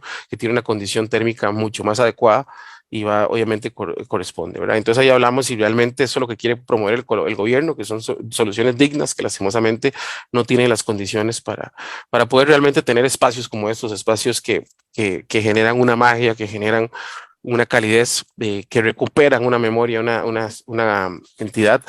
Eh, Ahí siempre en los foros es súper interesante porque todas estas políticas públicas no han cambiado, son políticas públicas de hace muchísimos años y que siempre y se intenta dar una pelea en esos temas y siempre hablan de la durabilidad de los edificios, de que por qué que no, que en esos sectores hay que llevar edificios de concreto por el tema de la durabilidad. De ahí es donde uno dice, sí, es que no tienen claro cómo es el entorno. La comunidad indígena le interesa más bien que el material se degrade, el material vuelva a la tierra. Y después volver a construir, volver a crear otra propuesta es parte de todo un ritual, de toda una experiencia que se debe hacer y que realmente los materiales tienen una caducidad. Y nosotros queremos más bien en esta nueva globalización de tener edificios indestructibles. Y creo que hay una condición a nivel rural que todavía no es, el tema de entender el urbanismo no es urbanizar el sector rural, es entender las cualidades que el sector rural tiene y que cuáles son esos elementos que son importantes para que el sector rural pueda desarrollarse adecuadamente. Entonces, igual, talleres participativos con la comunidad, con traductores, en este caso porque tienen ese dialecto cabecar, ahí está un poquito más joven, eh, más gordillo, creo yo, no sé si estoy más gordo ahora. Y poder tener trabajadores sociales, psicólogos, antropólogos, el traductor para poder ir generando estas relaciones y poder generar este edificio, ¿verdad? Esa información, poder desarrollarla, llevárnosla a, a nuestra oficina, poder crear el edificio, maquetear, poder ver algunos procesos que nos ayuden a visualizar el proyecto y después poder llevarlo a la realidad, ¿verdad? Que hay algunos planos, es un edificio muy alargado, como una especie de barco que tiene unas oficinas. Al inicio tiene un salón multiuso, bueno, una entrada muy grande que se puede unificar con las oficinas, las gradas que te llevan al segundo nivel donde están los dormitorios o camarotes o literas y un sector de cocina donde hay muebles, bueno, aquí hay un sector de comedores que también sirven para área de trabajo y lo que son duchas y baños. Pasas por un puente, llegas a un aula del centro de capacitación y una gran biblioteca que también sirve como área de trabajo. Y aquí pueden ver un poco el programa. Realmente está hecho de 3 marcos estructurales en madera laminada de pino radiata, que tienen distintas condiciones como algunos de esos cerramientos con distintas maderas que se van colocando entre ellas, que se hicieron con algunos desechos de la construcción. Y aquí está un poco el marco estructural que realmente se replica. Son 11 marcos que se construyen y que generan obviamente la construcción de este edificio, un poco el detalle del cerramiento. Y ya en su construcción, aquí pueden ver los marcos estructurales ya colocados en el territorio, un poco más del avance de obra en ese momento y un poco lo que hacían las cubiertas, que se meten unas debajo de otras para ir generando como esa sensación de crecimiento, y ya lo que son algunos detalles estructurales a nivel de madera, tornillería, pernos, anclajes, como esos anclajes de madera que ven acá, que nosotros le decimos que es una viga taco, y que esto ayuda obviamente a darle un equilibrio a esas vigas de techo. Y bueno, aquí otros espacios, otros sectores en ese momento, y ya algunas fotos del inmueble terminado, que lastimosamente el edificio iba a tener una cubierta de palma, pero el Ministerio de Salud de nuestro país no lo permitió y tuvimos que hacerlo de lámina metálica porque ellos decían que un tema de durabilidad del tiempo no se le tenía que haber dado mucho mantenimiento. Una técnica que los indígenas tienen dominada, pero que el Ministerio de Salud no lo aclara y no lo tiene claro y no lo entiende tampoco. Aquí algunos detalles de las gradas, de las tornillerías, de estas piezas, las únicas piezas metálicas, de las pocas piezas metálicas que el edificio tiene, y algunas fotos de texturas, de cómo entra la luz, de estas rampas exteriores, de las gradas, de los paneles, de las distintas permeabilidades que el edificio tiene, y y los distintos materiales, tintes también que se utilizaron para poder generar distintas sensaciones dentro de este edificio. Aquí pueden ver un poco esas texturas, estas envolventes que el edificio permite. Y bueno, aquí está lo que es el centro de cómputo, los petatillos y ya el uso del espacio, ¿verdad? Que ha permitido generar muchas actividades ya cívicas, recuperar un poco la identidad de la comunidad indígena, actividades cívicas, y ya lo que es el edificio de este gran barco que parece que está llegando a puerto. Y aquí un poco de la foto del edificio en su entorno.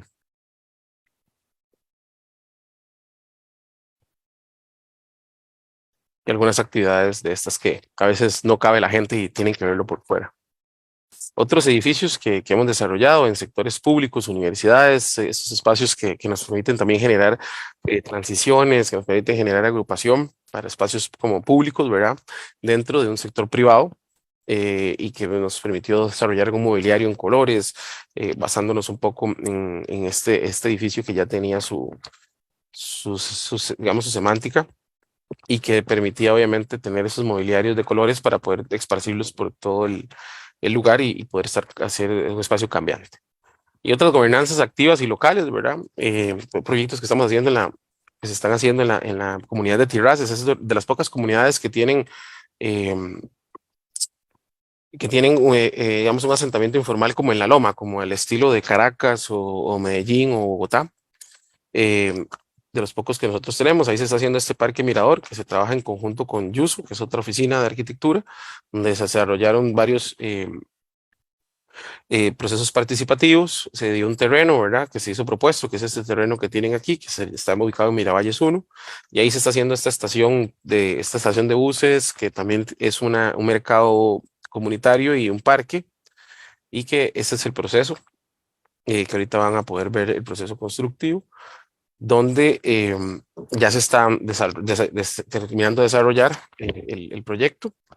Quedó incompleta una parte aquí que tiene que ver con el último tramo que pasaba de encima de la calle, que lastimosamente ya el presupuesto no dio, pero que ya va bastante avanzado la propuesta, y ya ahí pueden ver ya los espacios del mercado y un poco de lo que es este entorno, que también va a ser verde, y que todo esto se va a llenar obviamente de vegetación como parte del paisaje. Otros proyectos que son puntuales de miradores, espacios de dobles funcionales, algunas maquetas de borrador dentro de la oficina, mapeos de espacios, y proyectos que son parte del proceso, de este caso con el municipio de Curridabat en San José, Costa Rica. Este espacio, que es una cancha que ya existía, que ya tenía un valor, una memoria, entonces la cancha pasó al segundo nivel y se desarrolló el parque, y hay toda una idea de planeación de mejoramiento de gradas, obviamente porque las gradas son un caos, ¿verdad? que puedan ser gradas abiertas, que el agua caiga abajo en una cuneta o en un tubo, que pueda llevarse el agua tranquilamente, porque así de concreto, cuando llueve, esto es una cascada. Entonces, imagínense una señora con bolsas, o una mujer embarazada, o una adulta mayor, o niños, ¿verdad? Súper peligroso. Y pueden ver obviamente que cada escalón ni siquiera tiene las medidas correspondientes y cuando llueve esto es un caos. Entonces es parte de ese proceso que se quiere también hacer y reactivar. Otros procesos como el Centro Comunitario El Esfuerzo en La Limonada, donde se han trabajado algunos workshops para poder entender algunas variables. Eh, Esto lo pueden visitar en la página, en YouTube, ¿verdad? Hay un video, un pequeño documental donde se ve el proceso participativo, se habla con la comunidad y la idea es poder darle programa a esta ladera que divide, que está la comunidad más arriba y otra más abajo, y que para poder dar la vuelta tienen que caminar bastante para que muchas personas logren pasar de la parte de abajo a la parte de arriba. Entonces hay este edificio de 6 niveles, es un edificio multiuso muy similar al CIFAIS, que permite obviamente conectar los dos sectores de la población.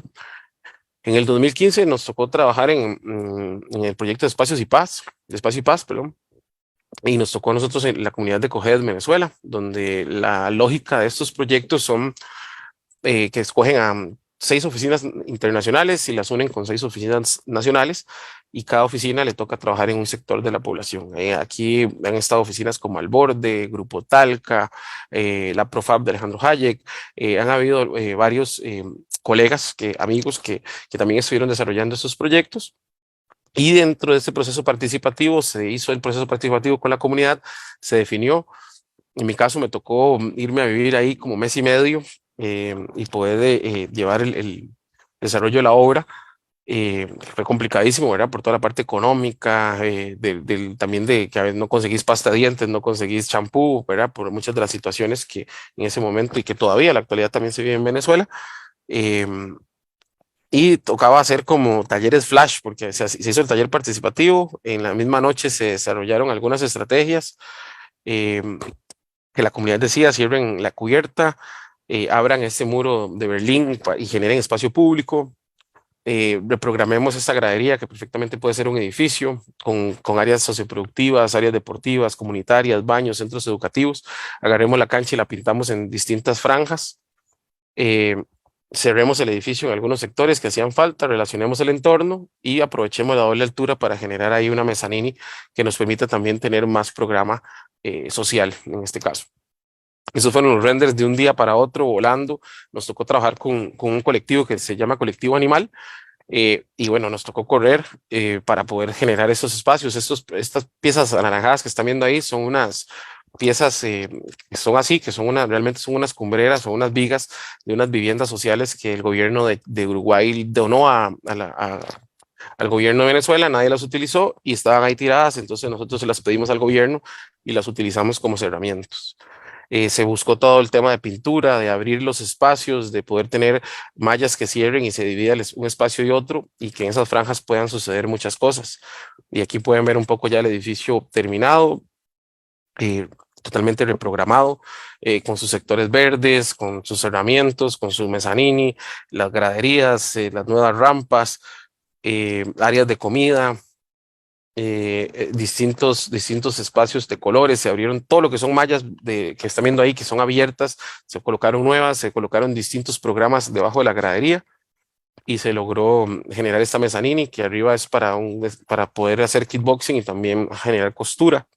Y aquí ya varios de los usos donde estamos viendo aquí un uso de zumba, un uso de lucha, en el fondo están jugando fútbol y ya la cancha se hacía multiuso. La comunidad la denominó la techada porque es una gran cubierta y ese muro de Berlín ya abierto como espacio público y esos espacios, esos biosaludables que los dio el gobierno y bueno, los colocamos ahí para que la gente los utilizara.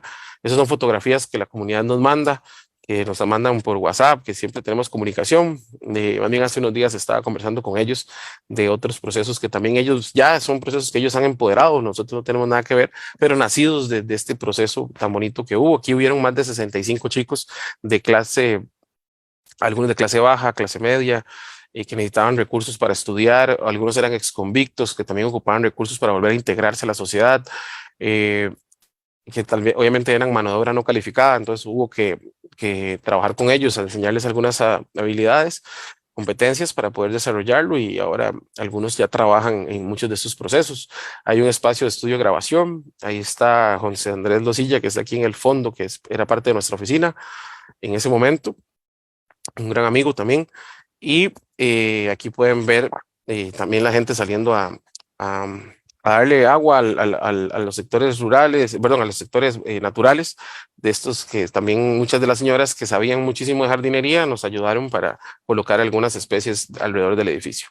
Y lo bonito de que ya en el periódico empieza a haber cosas buenas de la comunidad, en este caso de Manrique Hernández, que así se llama, y el espacio de paz y vida, La Techada.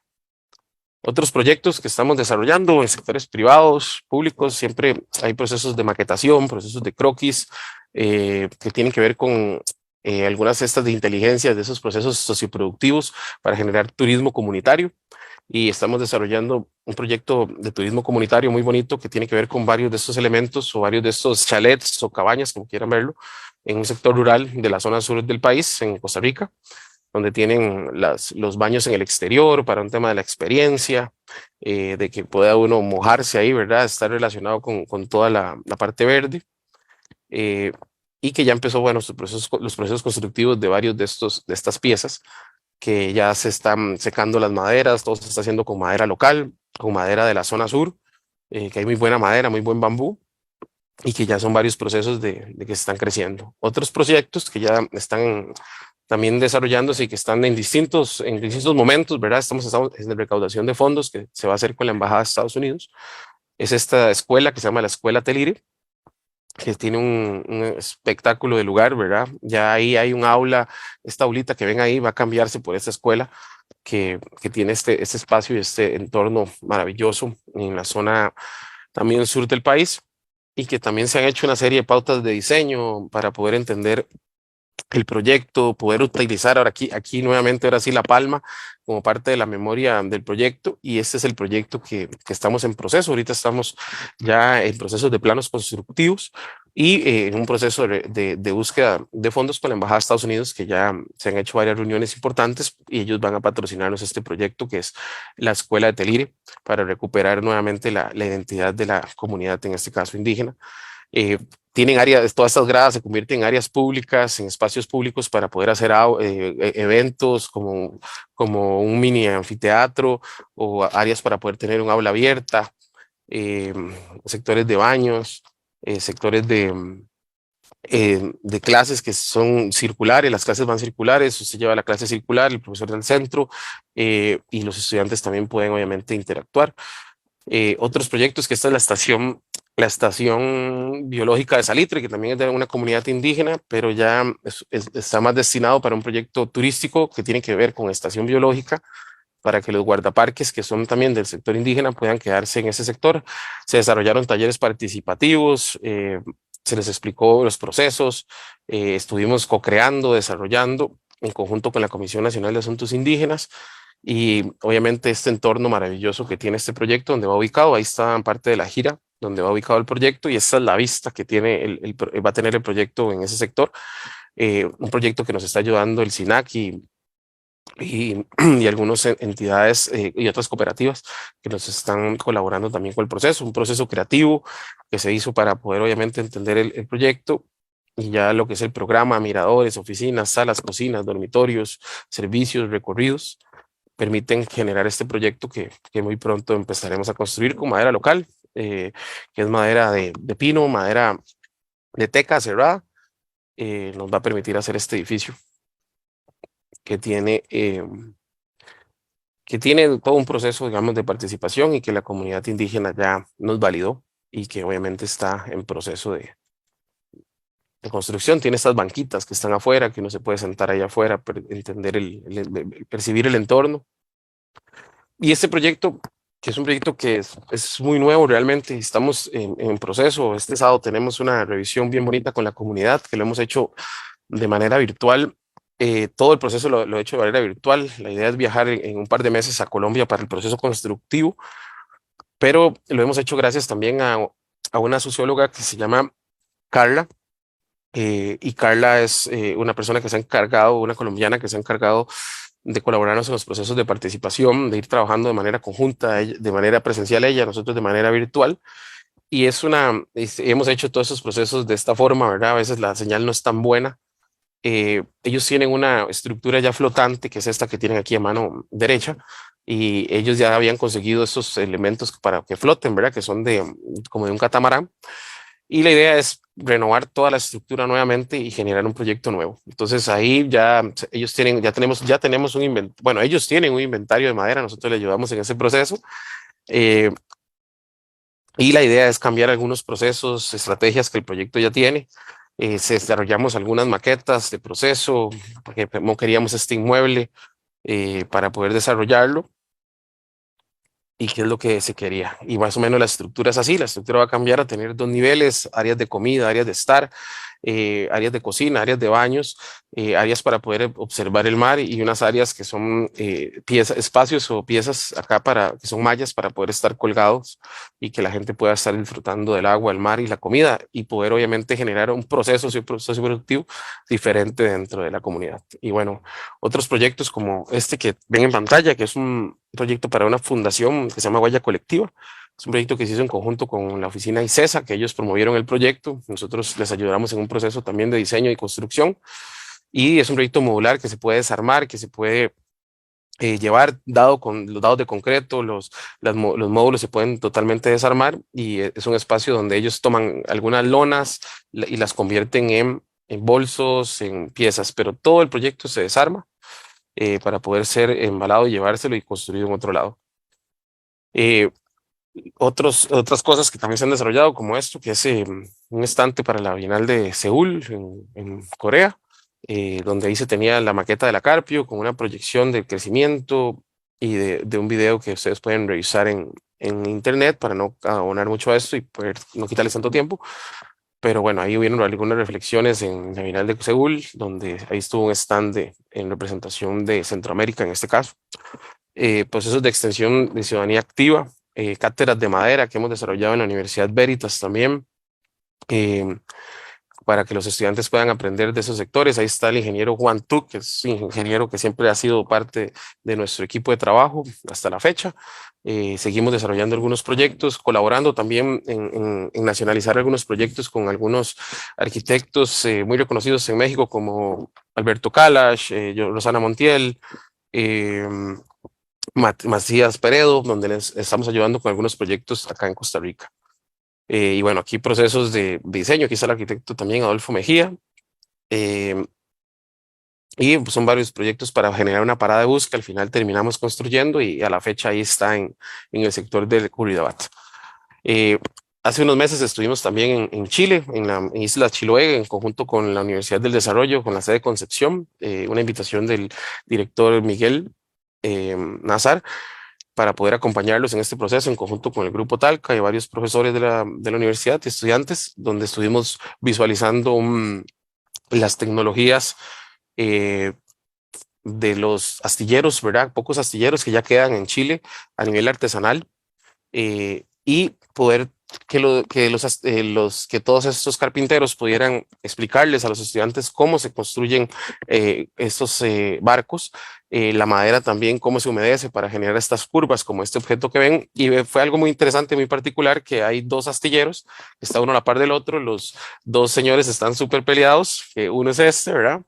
Y la idea era que este objeto que se construía en una semana pudiera ser como la parte del vestíbulo antes de entrar a los astilleros, para que la gente pudiera ver la tecnología, pudiera sentarse, y con esto se podía unir también el espacio. Y al final terminaron nuevamente su pelea y ya son bastante, digamos, ya se volvieron a ser amigos porque uno le enseñó al otro, entonces ha sido todo un proceso. Ahí poco del proceso de cómo se estaba hablando la madera y todos los chicos ahí interviniendo para que la madera viene caliente, viene húmeda para que pueda tomar la curva y se colocaba para poder ir entendiendo un poco esos procesos. Y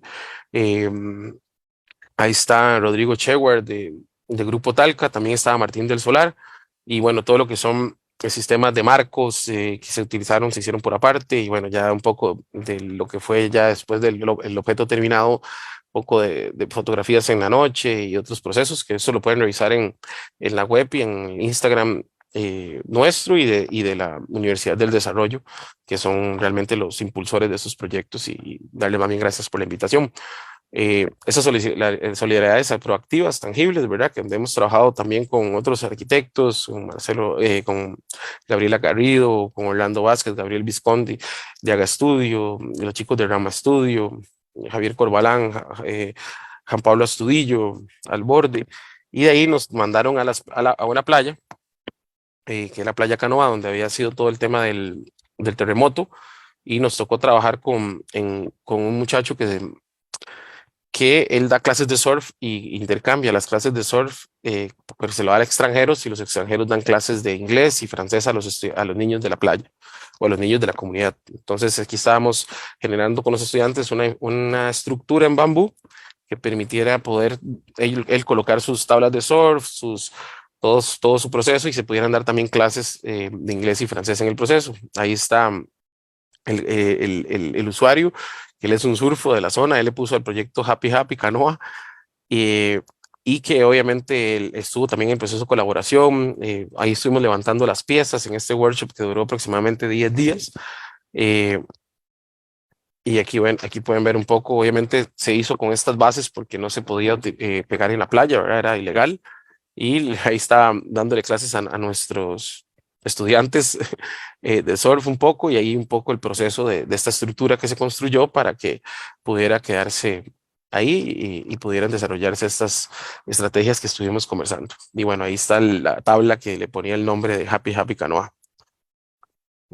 Y bueno, un poco más de esos procesos. Otras iniciativas académicas de soporte comunitario, donde también trabajamos con arquitecturas puntuales más pequeñitas con los estudiantes para mejorar la calidad de vida de los distintos sectores de la población. En este caso, trabajando en la Carpio, trabajando en Guararí, en otros sectores vulnerables, en el caso con Techo para Mi País, nos daba materiales, también con pintura, con toda la experiencia áptica que los estudiantes pueden llegar a tener, ¿verdad? En los talleres de fabricación, con materiales de desecho, con materiales constructivos, se pueden hacer este tipo de cosas, ¿verdad? Y realmente darle un empoderamiento. Aquí le dijimos a Techo, ya no vamos a mejorar o a remodelar sus viviendas, sino también denos los materiales, y nosotros generamos un proyecto diferente, como un espacio comunitario donde los estudiantes generaron un espacio para recaudar fondos. Se hizo esta maqueta, las líderes comunitarias validaron el proceso, se construyó el edificio en el parqueo y se llevó a la comunidad para que la comunidad lo pueda utilizar y lo desarrolle como debe ser. Y obviamente a bajar los estigmas de todos estos sectores, ¿verdad? De la población que piensan que son lugares muy peligrosos, y que más bien hay un montón de niños, niñas, señoras, señores queriendo tener una oportunidad igual que cualquiera de nosotros. Y ahí abajo los estigmas, ¿verdad? Eh, de que son lugares donde más bien nos reciben con comida, con café, siempre nos han estimado muchísimo, siempre nos han dado, y siempre se han armado unas redes hermosísimas, que yo creo que lo más valioso de esta parte de la profesión y la oportunidad que nos ha dado como arquitectos es poder conectarnos con un montón de colegas, amigos, gente que están en las comunidades, que nos hablan día con día, que siempre están dispuestos a crecer.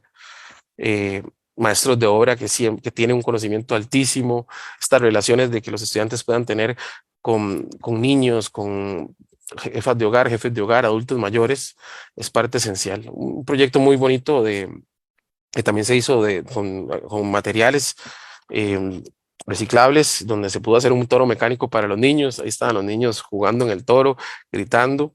Y me gusta poner este ejemplo porque aquí diseñamos este objeto que era un pedazo de una casita para una persona que no le dimos el proceso adecuado, y que sucedió esto, se precarizó, y que son cosas que tal vez hay que tener muchísimo cuidado para que no sucedan, eh, y que podamos darle el acompañamiento adecuado. Y de los errores aprendemos muchísimo, entonces es importantísimo tomar en cuenta que el acompañamiento tiene que ser constante, y aquí no lo permitimos y sucedió esto.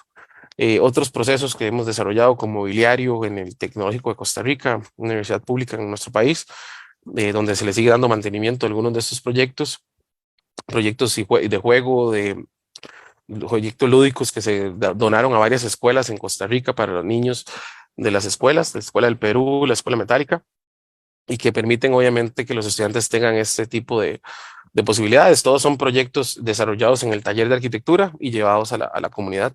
Este proyecto, que es bien bonito, del taller de intercomunidad, que se hizo en Juan Viñas, en Cartago, otra provincia de nuestro país, donde los estudiantes tuvieron un proceso de participación, maquetación y procesos constructivos para poder llegar a construir este espacio público, y estos otros espacios públicos que también se generaron dentro del sector.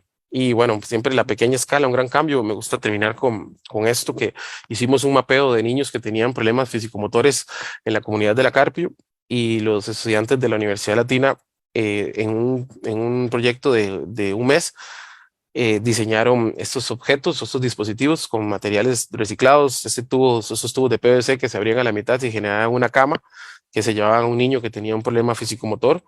Se diseñaron estos dispositivos de sillas de ruedas con el que se pueden mover con las manos para este señor que tenía un problema en las piernas y problema degenerativo. Esta niña que se le diseñó esta silla de ruedas con llantas de bicicleta y con estañones, y que perfectamente permite, obviamente, tener una silla de ruedas, y más que todo en los sectores marginales de nuestra población, que lastimosamente hay muchas personas que vienen del extranjero, ¿verdad? Son inmigrantes, y que tal vez cuesta muchísimo conectarse con los seguros sociales, y que para conectarse van a durar 4 años. Entonces imagínense lo que estas niñas se van a generar en el tiempo, ¿verdad? Otros que se podían hacer cama, ¿verdad? También con llantas de bicicleta. Y siempre le gusta terminar con esta de oxígeno dependiente, donde esta niña se movía en un rango de 1,5 metros más o menos, de lo que es lo que le daba el cordoncito del cilindro de oxígeno a ella, y que era súper complicado llevarla a la escuela, llevarla al centro de salud, llevarla a que juegue, y ahora lo puede hacer moviéndose en este scooter, donde siempre molestamos de que se hizo como la niña más cool por tener este juego, y se le pegó unas postalitas de Hello Kitty y se apoderó del objeto, pero al final del día se le mejora la calidad de vida a estos niños, a sus mamás, a sus papás, a sus abuelos, a sus amigos, todos los que están detrás de ese entorno, que día con día obviamente la desarrollan. Y quería terminar siempre con esta importancia, ¿verdad?, de la asociatividad, de cómo una oficina de arquitectura se puede desarrollar con en nuestro caso se llaman asociaciones de desarrollo integrales, o comunidades, o como juntas de barrio, que pueden trabajar desde lo público, con municipalidades, con instituciones,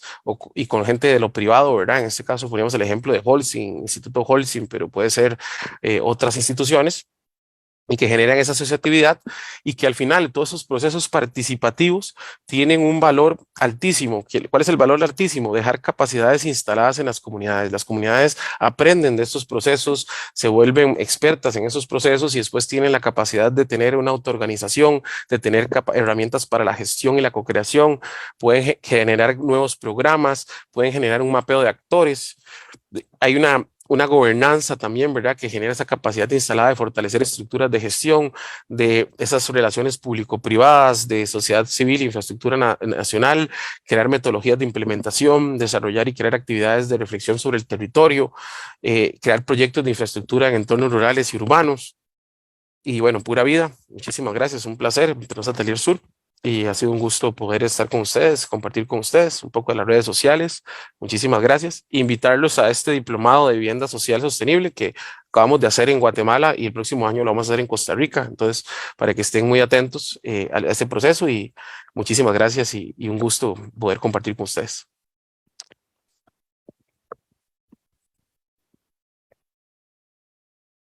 Muchísimas gracias, Entre Nos Atelier Sur, arquitecto Alejandro Vallejo, por estar el día de hoy con nosotros.